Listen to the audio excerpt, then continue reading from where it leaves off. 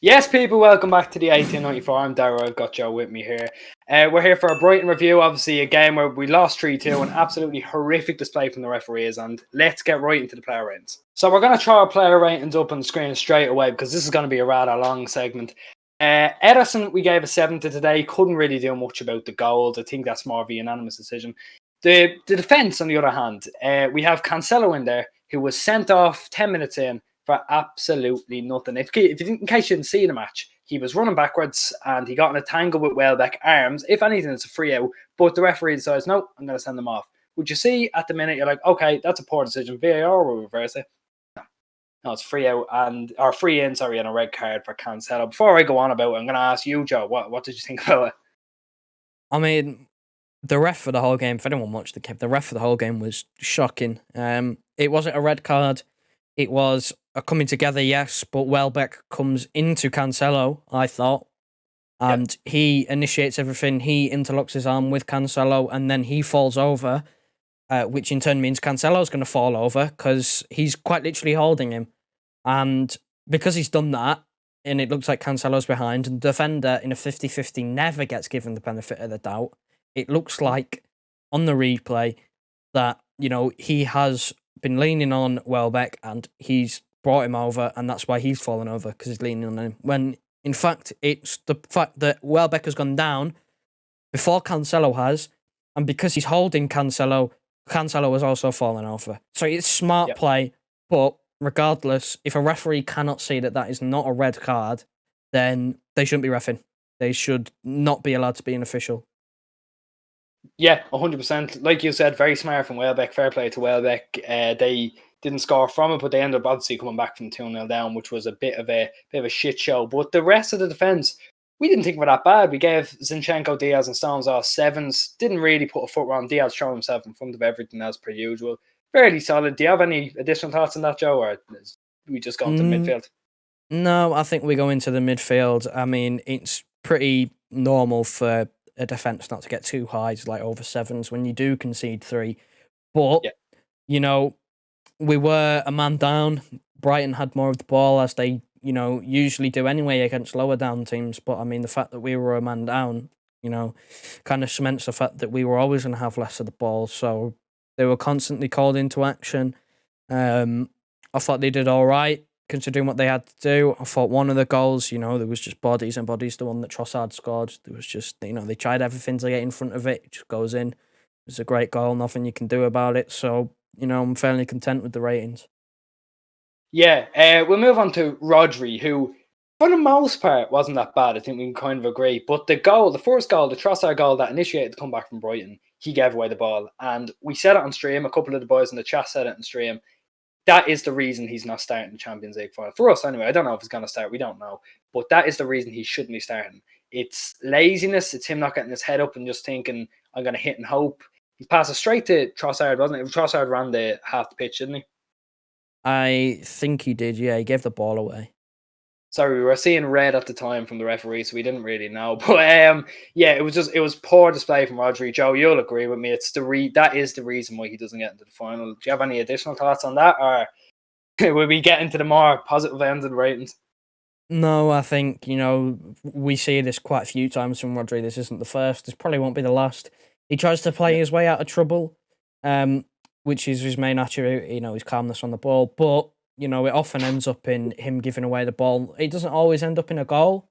We don't always concede a goal from it, but this time it just so happens to be that, we're down to 10 men and it results in a goal. This was just minutes, arguably just, under a minute after our second one. He just gives the ball away on the restart and, they score from it and, he needs to take the blame for that. This is why Fernandinho is ahead of him in the pecking order for me, because he knows in that situation, if you're under pressure, just get rid of it. You're winning, we're 2-0 up, just get rid of it. But he tries to play his way out and it backfires, really. Like I said before, he needs to try and cut it out of his game because this happens quite a few times. Yeah, exactly. Because we've been saying it for a while now. I think he had his purple patch after the New Year, but last couple of months, it's been a bit poor from him. But the two boys ahead of him, we thought had fairly good games. Gundogan obviously getting the goal, right place, right time, good header. Bernardo, I thought he was brilliant. He was everywhere. He filled in the false nine role when Torres had to go off after the ridiculous red card decision. What do you think of the two of them? I thought they were pretty good overall, especially Gundogan and really Bernardo without goal and assist. I thought it was great.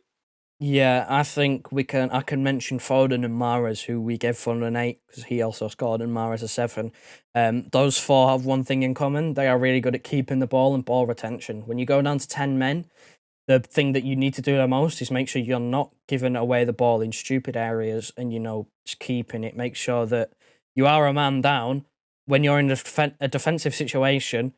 There's one less man to pick up a runner. They can have another man run forward. So the utmost importance is to just keep the ball in that situation. And you will know that Gundogan and Bernardo and Foden and Mahrez are those types of players that are going to help you keep the ball and make sure that you don't give it away in stupid situations. You'd think Rodri would be one of them, and while he did show doing that at some points. All it takes is one moment to give it away, and it all kind of turns on each other. So, they're the players you want on the pitch when you do go down to 10 men.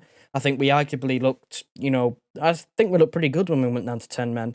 I think we're one of the only teams that can look good when we're a man down. But, it's a shame the situation we're in, but they did well with having one less man in front of them.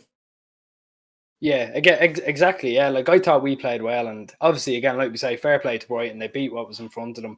But the goal from Foden, I mean, we have to touch it. We get a little bit of positivity out of the review. The goal from Foden was amazing. I think I said it on stream. There's only a handful of players in the world that can do that stuff. I think it was 3 men he beat, and he just slotted it into the far corner. He had no right getting through that defense and scoring, but it was amazing. Like, honestly, we said it. We've said it for ages now. He's generational. He is generational. He is different gravy. If there's one young player wanting your team, for me, I'm taking Foden. It might be biased, might not be. I don't care. He's brilliant. Joe, what did you think of him today, including the goal? What did you think? He was in 3 different positions. He was all over. He was dropping into midfield. He was on the left. He was on the right. He was the furthest man forward at points. Yeah. He takes the ball up on the halfway line on the left-hand side. He's being pulled back. He still runs on. Referee plays an advantage, which I didn't expect, but he still played the advantage. He runs on into the box, drives into the box, and it's just a shot across goal on his left foot. Something that we've come to expect from Foden now in these sort of situations. He's one of our better players at the moment, and he's one of the players that you'd look at from this team and go, he starts the final. He's that good. He's one of the best young players in the league. I think really he should be there for young player of the season. But, whether he'll win that, it's a different conversation. There's other players like a Mount, there's even Diaz is still technically able to win it, so that's a whole different conversation. Yeah, obviously, I completely agree. We've given Torres a 5. He didn't do much of it. We can't really talk now because he got taken off for the worst player on the pitch. Speaking of which, we have our special substitution ratings, which we don't usually do. So we'll get straight into that now. Okay, so you'll see beside us now, we have our substitution ratings up there, which we don't usually do. We thought today might be the special time, the limited edition episode that would bring them out for you. So to get the good ones out of the way first, Jesus came on. I think Pep's finally realised, I know we were a man down, he's playing there anyway, but Pep's finally realised this man is a winger. He saw him against Newcastle, he was like, yep, no, want to play him there. And he was brilliant. I thought he was great when he came on, really. He should have won a penalty.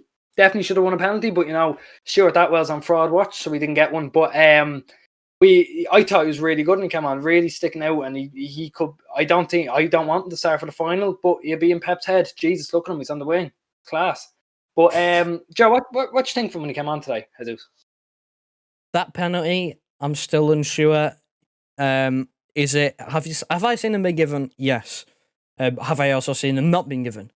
Yes. Is it a penalty in my opinion? I think so. Was it given? No, it's not the first time we've been done over. As we said, the ref was just having an absolute nightmare. But yeah, he looked really good when he came on. He was hugging the touchline on the left a lot. There was one moment where he lost his head. He kind of lashed out a bit. I think he was looking to get booked. But overall, we almost scored an equaliser to make it 3-3. The end, it was his shot was a very good shot, straight to the keeper, but there was a lot of power behind it. He sort of fumbled it, and someone had a chance to get it on Remain censored target. for now. Remain censored for now. Remain censored for now. Someone had a chance to get it on target and put it over the bar, but I think we needed a change up top, given the amount of work they were doing, because they're up there on their own. They were a man down. So I think a change was needed in the front line, and he injects that energy that we were almost missing during the second half. Yeah, exactly, 100%. I thought it was really good coming on. Us here were resident Jesus haters, but he was thought he was great when he came on today. We'll move on to Fernandinho, who was he's breaking down players. He broke down one play, in particular, in which Gabriel Jesus had his legs chopped from underneath him. Okay, a scissor tackle into his ankles. Sure, that well, Goss went down. He didn't care. Definitely a free kick, but it doesn't matter. Fernandinho was booked for that, so that probably brings down in the ratings. But other than that, we broke up a lot of players. He showed what he has different to Rodri. He shows why he should be in that final over Rodri. And I was happy enough with his performance, but again, didn't have a lot of time. He came on after the first goal, I'd like to say, to just calm it down. But obviously, didn't work that well. But he has firmly put his place in that final now. And if he doesn't start, I don't know what I'll do. What do you think, Joe? Yeah, I mean, he offers a totally different dynamic to Rodri. Rodri, although his ball retention is good, he does, like we said before, have that moment of madness where he can give the ball away stupidly and it can result in a goal like it did today. Fernandinho is club captain. He's much more a senior player. He's got much more experience. In that situation, I don't think he gives the ball away. He either just gets rid of it or he brings a man down. I think there was one point in the stream where Trossard was running through the middle and I was just screaming for someone to just bring him down. Just bring him down, foul him, take the yellow card and don't let them, in on goal. Although they are quite dangerous from set pieces, as they have quite a lot of tall players, you still know that you should be bringing him down. You got to the edge of the box and it's like, why has no one brought him down? Fernandinho in that situation is the master of tactical fouls. He will bring anyone down, any position, and, he's really good at that. He's really learned that, he's not the quickest, especially anymore, and that he might have to bring players down, and he does that, and that's something that Rodri needs to learn to also do. Tactical fouls, he does pick up a lot of bookings. Well, that's something that he can really learn from Fernandinho, and they are two different players, but Fernandinho, for me, he's putting performances in whenever he's there. So for me, he starts over Rodri. And especially after today, I think it's incredibly difficult for Rodri to get in, given his mistake. Yeah, 100%. 100%, mate. He deserves to be in there. But now we move on to the creme de la creme players. Eric Garcia, we've given a -100. And now this is a bit of a blip. We don't usually do that. Even against Newcastle, we gave him a bit of slack. He was fucking useless today, right? He was nowhere. I understand he's a centre-back being asked to play as a right-back. I understand that. But he's cutting in too much. They had the complete left flank for Brighton was fine. They just got to run. I saw Stones had to go out there multiple times. Joe mentioned that on stream so many times. That just shows how many times Garcia's caught out of position. He got blown past about 8 times, doing absolutely nothing. Doesn't even try to take the man. He just lets it go past because he doesn't care. He's not going to be here in a few weeks. He's out to Barcelona. That's already confirmed. He's going to Barcelona. Why would he come on? Now, I have to dig out Pep here for this. Why are you bringing him on when there's players like Ake and Laporte on the bench who want to be here, who are trying to prove to you, I want to be here. I want to start this final. What's that you bring on someone who's not going to be here in 3 weeks? What is the point? What is the point? That's the only thing I have wrong with Pep this season, really. He changed his tactics. That was fine. He did everything perfectly this season. But why is Garcia getting any time on the pitch when he wants to go? Joe, I know you're very passionate about this, so I'm going to let you take it away because I've been waffling for so long. Go on. Yeah, I mean, Garcia, what more can we say? You have other options on the bench. You have Laporte, you have Ake, you have options there. You could even bring on a Fernandinho centre-back. It's not out of the question. Why Eric Garcia? I do not know. Obviously, it doesn't help with Kyle Walker not being in the squad, but he's the last person that you want to bring on the pitch. I think I said at the end of the stream, I would have rather kept Torres on and played with a 3 because he's useless. He doesn't offer anything. He was out of position at least a dozen times. He was easily got past by anyone who was playing on that left side. He was always out of position. There was times where Stones was at right back and Rodri was at centre back because Garcia was just nowhere. He's too slow to be a right back. I know he was put there, but he's so slow.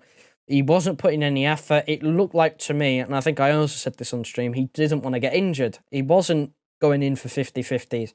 He wasn't, aerial duels, making any challenges, making, runs back. He was lazy. He was just be nowhere near this team. He's not good enough.